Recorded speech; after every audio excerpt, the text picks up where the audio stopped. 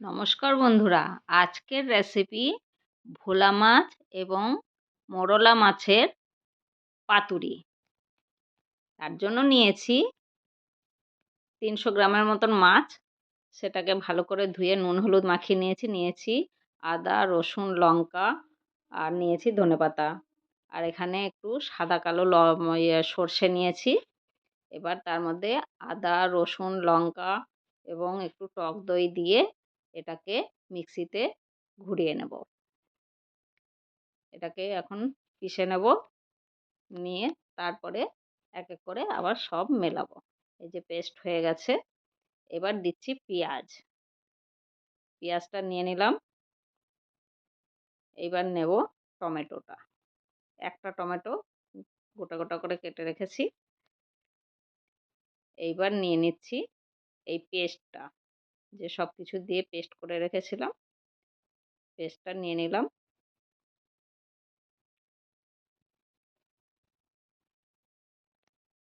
এবার দিলাম স্বাদ মতো লবণ।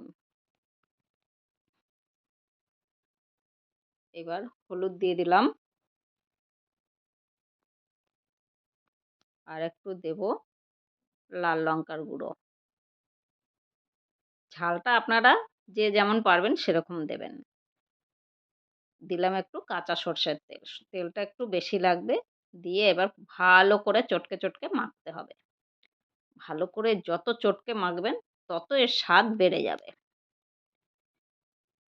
এইবার দিয়ে দিচ্ছি ধনেপাতাটা। আর এই গোটা লঙ্কা রেখেছিলাম 4টে, এটাও দিয়ে দিলাম। এই ধনেপাতাটা দিয়েও মিশিয়ে নেব ভালো করে। ভালো করে মিশিয়ে নিয়ে এবার দিয়ে দেব মাছগুলো। বড় মাছ এবং ছোট মাছ, মোরলা মাছ সবই দিয়ে দিলাম। দিয়ে একটু ভালো করে মেখে নেব। ততক্ষণ বলি বন্ধুরা, আপনারা কে কোথার থেকে দেখছেন?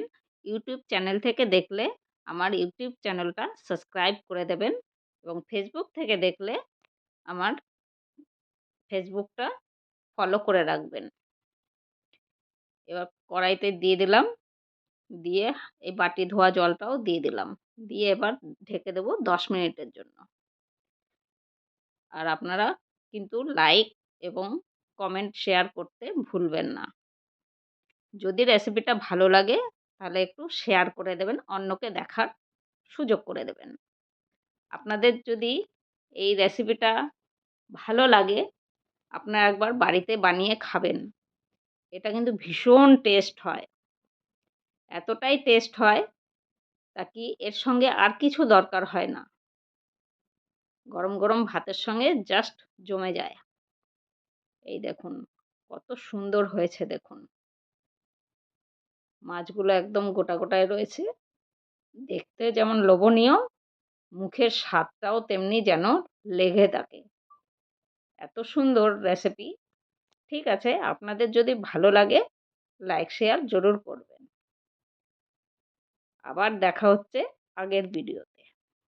ততক্ষণ টাটা। আর আপনারা অবশ্যই পাশে থাকবেন।